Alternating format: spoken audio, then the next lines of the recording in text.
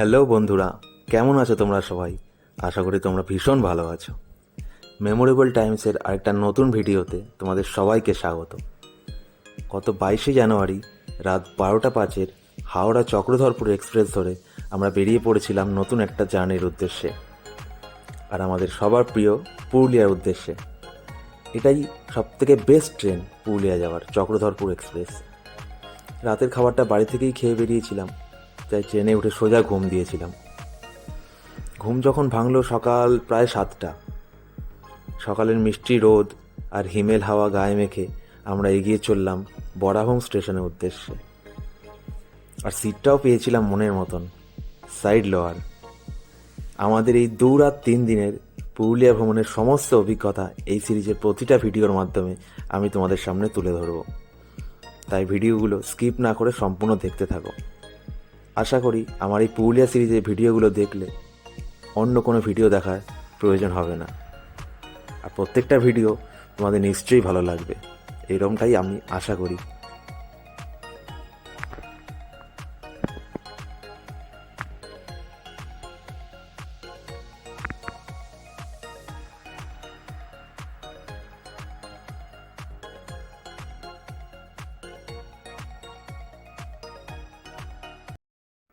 ঘড়ির কাঁটায় তখন সকাল 7:30। আমরা তখন পুরুলিয়া স্টেশনে। চারদিকে কুয়াশা আর কুয়াশা।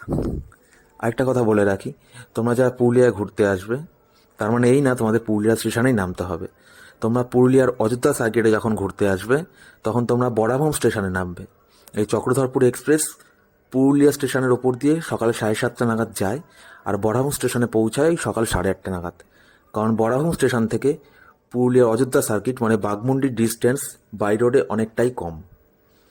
আর তোমরা যারা গড়পঞ্চগড় সাইড ঘুরতে যাবে, তখন তোমরা বরাভং স্টেশনে না নেমে পুরুলিয়া বা আদ্রা স্টেশনে নামতে পারো, কারণ সেখান থেকে ওই গড়পঞ্চগড় সাইডের ডিস্টেন্স বাই রোডে অনেকটাই কম। বুঝতে পেরেছো? এটা অবশ্যই মাথায় রাখবে।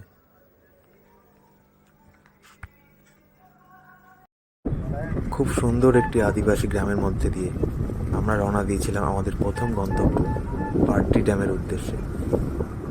খুবই সুন্দর গ্রামটা, কি সুন্দর রং করা, কি সুন্দর ছবি আঁকা দেওয়ালগুলোতে। এটাই আদিবাসী গ্রাম। সামনেই অযোধ্যা পাহাড় দেখা যাচ্ছে, দারুণ লাগছে।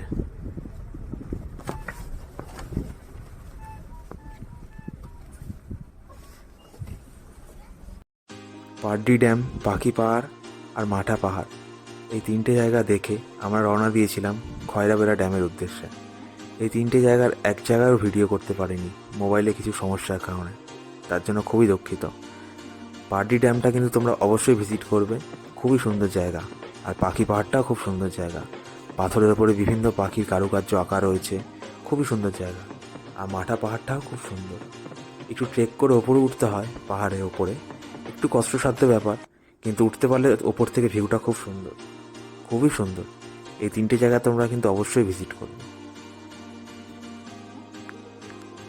রাস্তাটা দেখেছো খয়রাবেড়া ড্যাম যাওয়ার দিকে?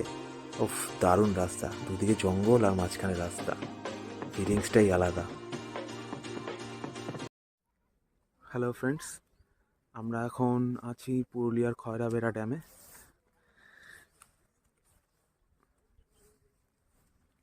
আগামীকাল 23শে জানুয়ারি, তার সত্ত্বেও খুব একটা ভিড় নেই, মোটামুটি ফাঁকা ফাঁকাই।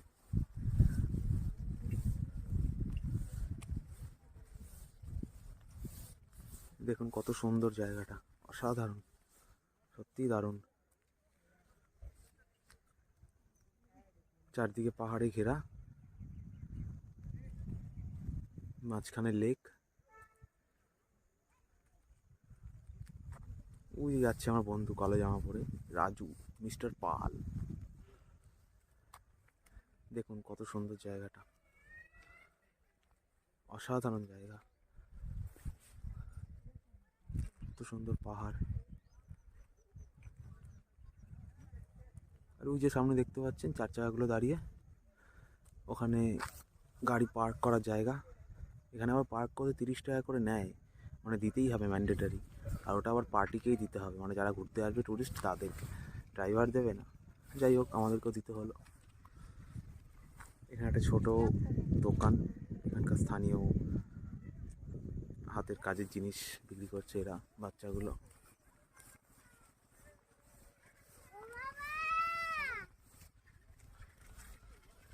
এখানে কিছু ছোটোখাটো দোকানও আছে, টুকটাক খাবার পাওয়া যাবে, চিপস, বাদাম প্যাকেট, বিস্কুট, চা, কফি এক্সেট্রা।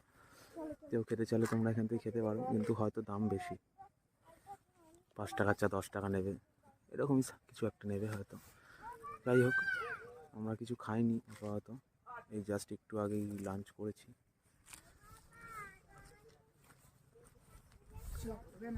যাই, দেখা যাক, এগিয়ে যাই ড্যামের দিকে। ড্যামের দিকে মানে কি, এটাই ড্যাম অবশ্য।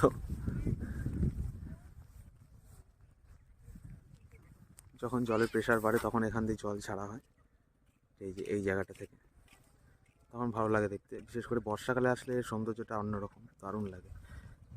এটা পুরো ভর্তি থাকে লেকটা, আর ওখান দিয়ে জলটা ছাড়া হয়। এখন তো শীতকাল, জল এমনিতেই কম, টানের দিন।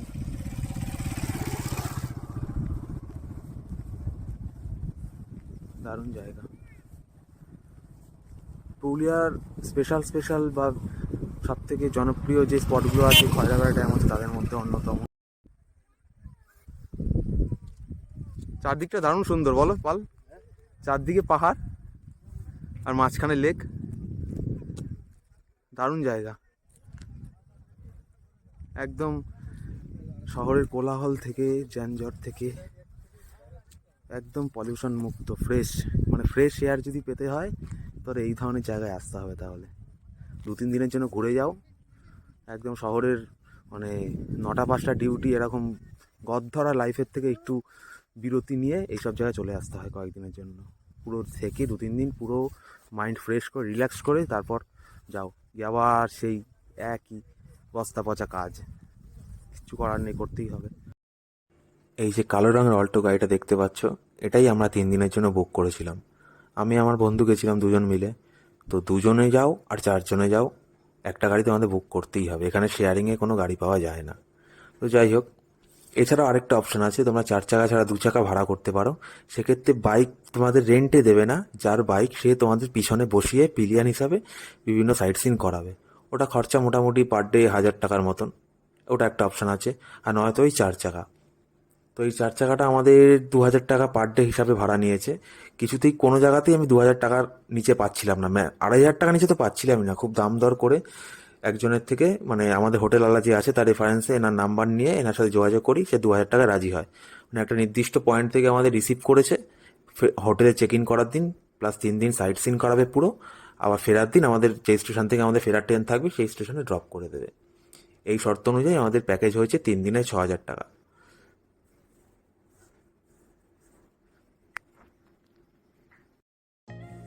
খয়রাবেড়া ড্যাম দেখে আমরা চলে গেছিলাম আমাদের পরবর্তী গন্তব্য মুখোশ গ্রামে। এটি চরিতা গ্রাম নামেও পরিচিত। এখানে ছৌ নাচের মুখোশ তৈরি হয়, ভীষণ সুন্দর সুন্দর মুখোশ দেখলাম আজকে আমরা। এখানে প্রত্যেকটা বাড়িতেই এরকম মুখোশ তৈরির কারখানা আছে। কারখানা মানে তারা নিজেরাই তৈরি করে, প্রত্যেকটা বাড়ির সদস্যরাই এখানে মুখোশ তৈরি করে। ভীষণ সুন্দর সুন্দর মুখোশ তোমরা দেখতেই পাচ্ছ। বিশ্ববিখ্যাত যে ছৌ নাচ হয় সেই ছৌ নাচেরই মুখোশ এগুলো। খুব সুন্দর, খুব সুন্দর, দেখে তো মন জুড়িয়ে গেল। মানে ওই গ্রামের রাস্তার এধারে ওধারে যে কটা বাড়ি আছে প্রত্যেকটা বাড়িতেই সামনে এরকম একটা দোকান মতন করা আছে, ওখানে এই মুখোশ তৈরি হয়। সব স্থানীয় লোকেরাই করে এগুলো। আমার তো দেখে মনে হচ্ছিল কয়েকটা কিনে নিয়ে আসি, কিন্তু নিয়ে আসা যাবে না, তো দূর থেকে না, ব্যাগে নিয়ে আসলে নষ্ট হয়ে যেতে পারে। সেই জন্য ইচ্ছা থাকলেও আর আনতে পারিনি।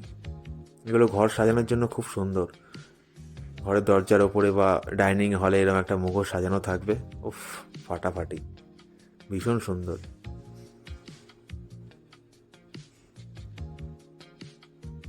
শুধু মুখোশই না, গ্রামের মানে একটা পটচিত্র, একটা বাড়িতে কত সুন্দর মেম্বাররা রয়েছে, সব কিছুই তুলে ধরেছে এই শিল্পীরা।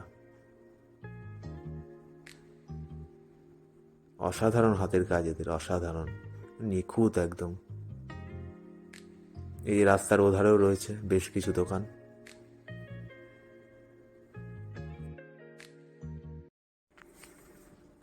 আমরা এখন এসে পড়েছি আমাদের প্রথম দিনের সাইট সিনের শেষ স্পট, লহরিয়া শিব মন্দির। আর তার পাশেই রয়েছে লহরিয়া ড্যাম। ঘড়ির কাঁটায় তখন প্রায় 5:30। সূর্যাস্ত হয়ে গেছে, অন্ধকার নেমে আসছে আস্তে আস্তে। কত সুন্দর করে সাজানো মন্দিরটা, দারুণ মন্দির।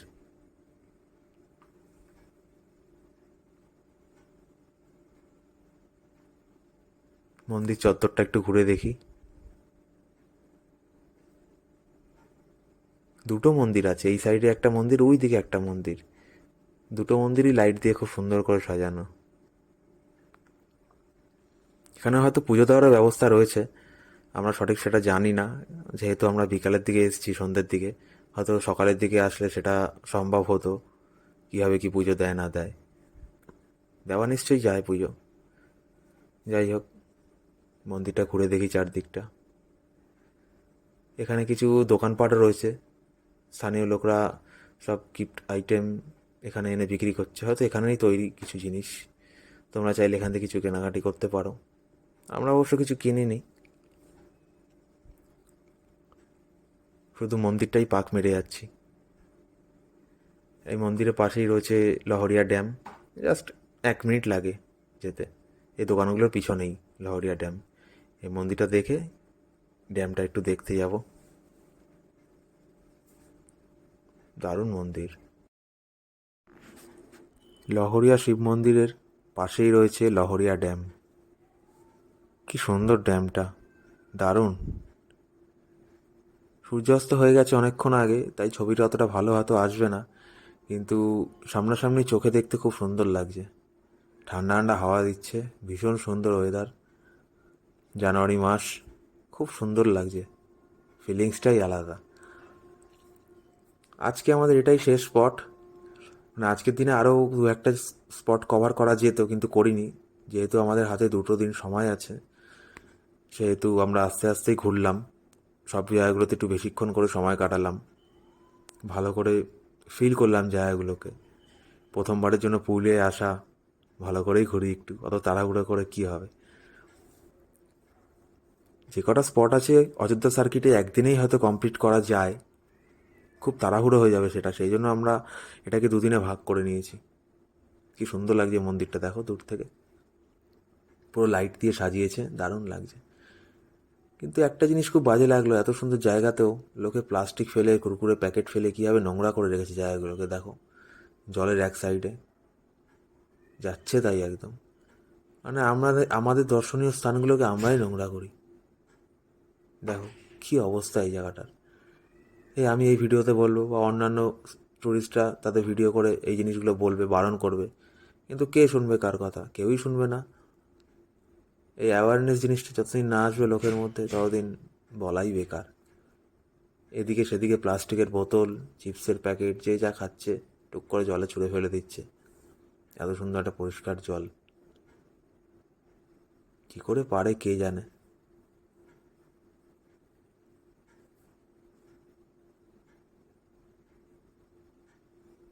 এই যে রাস্তার এই ধারেও একই অবস্থা, দেখো কি অবস্থা, দেখেছো? প্লাস্টিকের বোতল, জঞ্জাল, আবর্জনা, নোংরা, যা খুশি ফেলে রেখে দিয়েছে। সামনে কিছু দোকানপাট আছে, সেখানকার কিছু জিনিসপত্র পিছন দিকে তারা হয়তো ফেলে দেয়। প্লাস যারা ট্যুরিস্ট আসে ঘুরতে, তারাও তাদের কুরকুরের প্যাকেট, জলের বোতল, চিপসের প্যাকেট সব ফেলে ফেলে এই অবস্থা। কি আর বলবো, কিচ্ছু বলার নেই।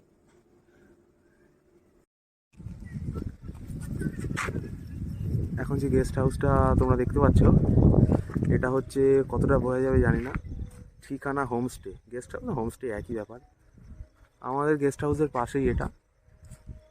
তো এখানে না আশেপাশে মানে একদম রিমোট এরিয়া যাকে বলে, পুরো গ্রাম, রাস্তা দুধারে জঙ্গল, একটু লেক ঠেক আছে, জলাভূমি, আর বেশ অনেকটা দূরে দূরে একটা হোমস্টে আর গেস্ট হাউস। এখানে আশেপাশে দোকান সেরকম বলতে কিছু নেই, খাবারের দোকান বা রেস্টুরেন্ট বা এই ধরনের কিছু ছোটোখাটো দোকান যেখানে পাওয়া যায় বিস্কুট বা কফি বা এই টাইপের কিছু পাওয়া যায়, বা ব্রেকফাস্ট কিছু পাওয়া গেল, কচুরি লুচি তরকারি বা দুপুরের খাবার, এখানে সেরকম কিছু নেই।